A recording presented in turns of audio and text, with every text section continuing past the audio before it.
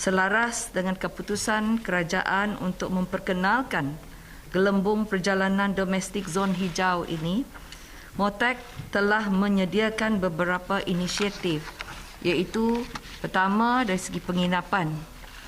Dengan menawarkan pakej-pakej penginapan dengan kerjasama MAH dan e-market platform Shopee, MAH itu Malaysian Association of Hotels, dengan menggunakan aplikasi Shopee e-marketplace sebagai perantara dan platform penempahan pakej penginapan yang memberikan manfaat secara terus kepada end user, iaitu pengguna melalui kaedah rebat voucher. Kedua, pengguna perlu membeli pakej penginapan minima 3 hari, 2 malam bagi menebus rebat voucher sebanyak RM100 dan RM50 berdasarkan kategori hotel yang dibeli. Sebanyak 43,983 bilik disasarkan untuk dijual menerusi kempen ini. Ketiga, sebanyak RM250,000 akan diperuntukkan sebagai insentif bagi 12,500 pengguna pertama yang telah melakukan pembelian pakej penginapan 3 hari 2 malam dan sempurnakan pembayaran akan menikmati e-voucher tunai sebanyak RM20 yang boleh digunakan untuk pembelian barangan lain di aplikasi Shopee bagi merancakkan ekonomi membeli belah di Malaysia secara atas talian. Keempat, kempen ini menyasarkan warga negara Malaysia dan tempoh kempen ini adalah dari bulan Disember 2020 sehingga Februari 2021. Salam sejahtera, anda sedang menonton cerita di sebalik berita. Apa yang anda saksikan sebentar tadi adalah sedikit ucapan dan juga sedutan daripada sidang media ataupun sidang akhbar oleh Menteri Pelancongan Seni dan Budaya Datuk Seri Hajah Nancy Shukri berkaitan dengan MOTAC menggerakkan pelan pemulihan khususnya dengan kerjasama penggiat industri pelancongan dalam mana bercakap tentang membangunkan semula industri pelancongan negara. Rakan saya Ridauddin Daud membuat liputan berkaitan dengan PC itu dan pastinya akan adalah laporan berita yang akan beliau bawakan dalam buletin awal ini selepas ini. Dan di astroawani.com, kalau boleh saya nak tunjukkan, ini adalah salah satu artikel yang beliau tulis dan juga titipkan di Astro Awani yang mana antaranya berkaitan dengan jangka rugi RM100 bilion travel bubble beri nafas baru pelancongan domestik. Dan diikutkan dalam laporan yang dikeluarkan dari Januari hinggalah Jun lalu, industri pelancongan negara kerugian RM45 bilion angkara COVID-19. Dan ini apa yang dipetik daripada Menteri Pelancongan Seni dan Budaya Datuk Seri Nancy Shukri yang mana menjangkakan kerugian boleh mencecah RM100 bilion, malah mungkin lebih daripada itu pada hujung tahun ini. Jadi untuk bercakap tentang yang pertamanya tentang pelan pemulihan dan secara khusus dan secara keseluruhannya berkaitan dengan industri pelancongan domestik, bersama saya di talian secara Skype Encik Uzani Udanis, Presiden Majlis Pelancongan Malaysia MTC. Encik Uzani, kita tahu daripada sidang media yang disampaikan oleh Datuk Seri Nancy tadi ada 3 strategi yang digariskan, antaranya mengembalikan keyakinan untuk melancong, menyemarakkan pelancongan domestik dan juga memaksimumkan sumber sedia ada. Tetapi daripada pelan yang digariskan, kalau ikut nanti saya akan tunjukkan ada beberapa pakej-pakej yang diumumkan oleh Datuk Seri Nancy. Bagaimana pakej-pakej dan juga pelan-pelan yang diaturkan di bawah pelan pemulihan pelancongan ini boleh melonjakkan kembali industri pelancongan negara? Okey, terima kasih Fauzi. Saya sebenarnya bagi pihak industri pelancongan ingin mengucapkan jutaan terima kasih pada pihak MOTAC, terutama kepada Menteri Pelancongan yang berhormat Datuk Seri Hajah Nancy Shukri kerana memberi perhatian yang khusus kepada industri pelancongan yang berjaya mengumumkan perancang pelan pemulihan pelancongan yang diharap merancakkan semula ekonomi negara melalui sektor pelancongannya yang terkesan teruk akibat pandemik COVID-19 ni. Saya berpendapat penggiat industri pelancongan dengan pihak kerajaan, pihak kementerian, dengan rakyat Malaysia juga kena bekerjasama dengan dalam satu pasukan, one team dalam menyokong dan membantu membangunkan semula ekonomi setempat. Lokal ekonomi itu penting melalui industri pelancongan. Pihak industri dan pihak kementerian harus tekankan 3 perkara, 3 strategi utama. iaitu harus mengembalikan keyakinan, confidence untuk melancong semula. Yang kedua, untuk menyemarakkan semula pelancongan domestik, itu dengan cara memasarkan apa yang Berhormat Menteri pun cakap tadi kan, untuk memasarkan secara agresif. Dan ketiga, memaksimumkan sumber-sumber yang sedia ada, apa yang ada, resources yang ada, apa aset-aset yang kita ada tu, kita memaksimalkan aset-aset ini. Ini adalah tiga strategi yang di mana saya rasa dengan ada plan pemulihan pelancongan ini, dengan kerjasama semua pihak, dan insyaAllah kita akan bangunkan semula industri pelancongan ini. Fauzi. Daripada beberapa strategi yang dicakapkan oleh Encik Uzaidin ini, saya nak tunjukkanlah ini antaranya berkaitan dengan menyemarakkan pelancongan domestik seperti mana yang telah diumumkan oleh Datuk Seri Nancy tadi, cuti-cuti Malaysia. Kalau boleh saya nak tunjukkan di iPad saya, antaranya kerjasama dengan Persatuan Hotel.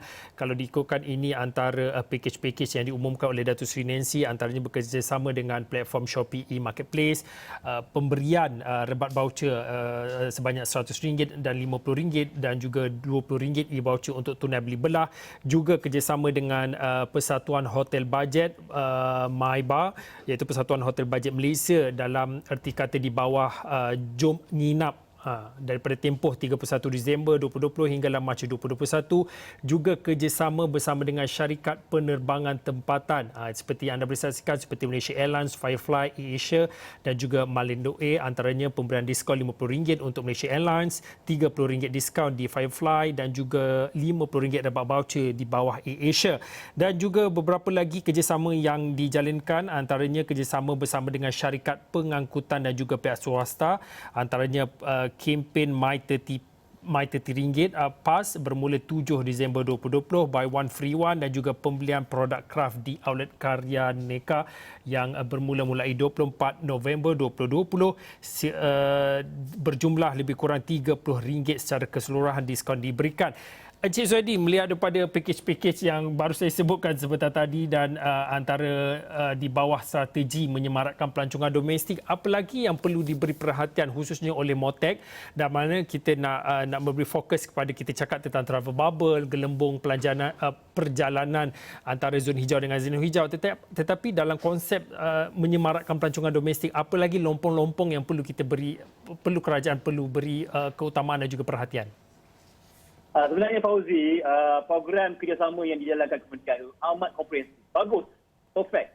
Tapi saya rasa kerjasama ini kena diluaskan lagi. Luaskan lagi secara komprehensif, secara luar kotak, supaya tidak ada satu pemain ataupun penggiat industri yang ketinggalan.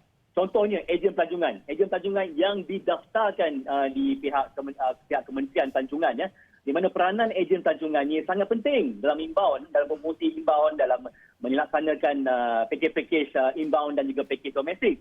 Sudah terbukti dengan adanya ejen-ejen pelancongan ini, maka banyak produk-produk pelancongan yang baru dihasilkan. Sebagai contoh, Sikincan Selangor, terkenal dengan sawah padi. Kuala Selangor, terkenal dengan Sky Mirror.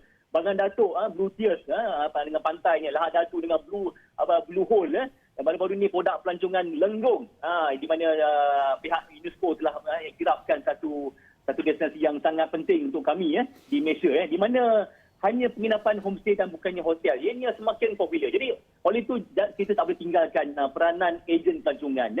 Dan jika pelancong membuat tempahan melalui ejen pelancongan ini, maka banyaklah spillover kepada usahawan homestay, usahawan tour guide, restoran, makcik yang jual goreng pisang, kedai cenderamata, dia melangkumi semua. Jadi ejen pelancongan ini memainkan peranan yang penting. Saya haraplah dengan adanya ejen pelancongan peranan ejen pelancongan dimasukkan dalam sistem ekosistem, bukan hanya Shopee ataupun Lazada saja, tapi kalau dimasukkan di dalam satu sistem di mana pelancong-pelancong boleh menempah melalui travel agent, ia sebenarnya dianggap satu win-win situation. Jadi mana saya haraplah pihak kementerian mengambil kira peranan ejen pelancongan yang dimasukkan dalam program-program ini. Jangan hanya pihak hotel saja, jangan pihak penerbangan, tapi juga pihak travel agent yang dilaksanakan sendiri oleh pihak MOTEC. Daripada Majlis Pelancongan Malaysia sendiri melihat kepada sejauh mana kesiapsiagaan daripada industri itu sendiri, bila beberapa hari lepas kerajaan pun telah membenarkan kebenaran telah diberikan dalam rentas antara zon hijau dan travel bubble, gelembung perjalanan pelancongan ini, kesediaan dan juga tahap kesediaan bagi industri itu bagaimana? Jadi kami sangat teruja lah apabila pihak Kementerian Kerajaan telah melonggarkan syarat-syarat untuk kita melancong, terutama sekali di mana green bubble, di mana green antara green state dengan green state.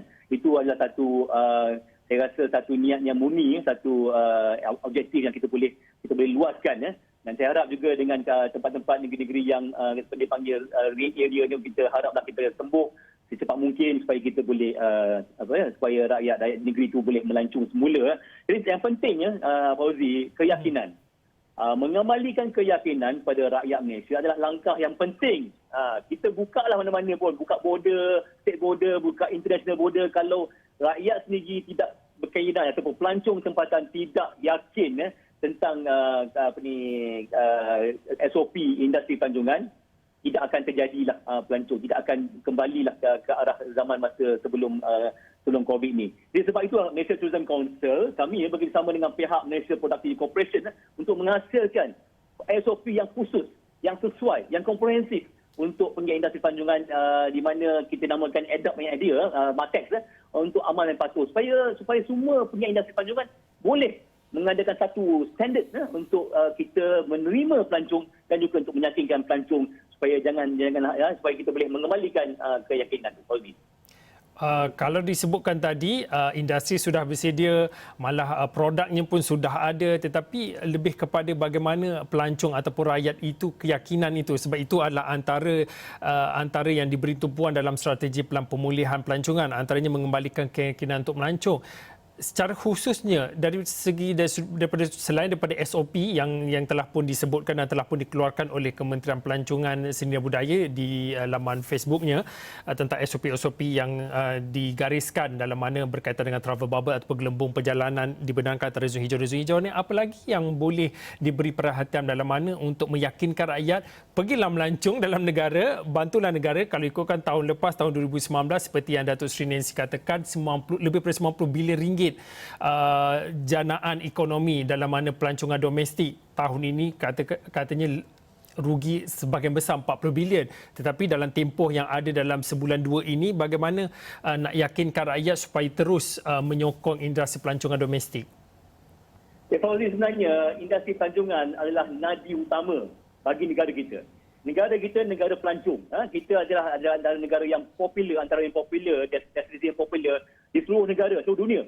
Jadi kita kena serapkan kita punya niat, kita punya determination untuk masih membantu industri pelancongan. Kalau tidak kita bantu industri pelancongan tempatan, siapa lagi?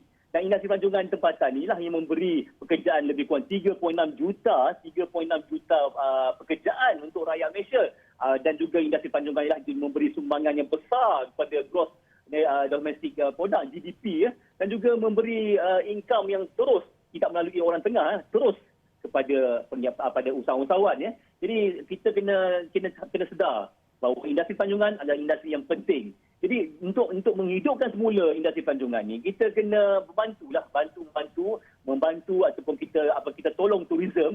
Tak perlu jauh-jauh. Kalau kita di KL ni, kita perlu tengok kawasan-kawasan KL kita ni, di mana di Kemensak, di mana di Gombak, di mana area-area mana yang boleh kita membantu pengiat-pengiat industri pelancongan. Banyak ada itu zon negara ada kan.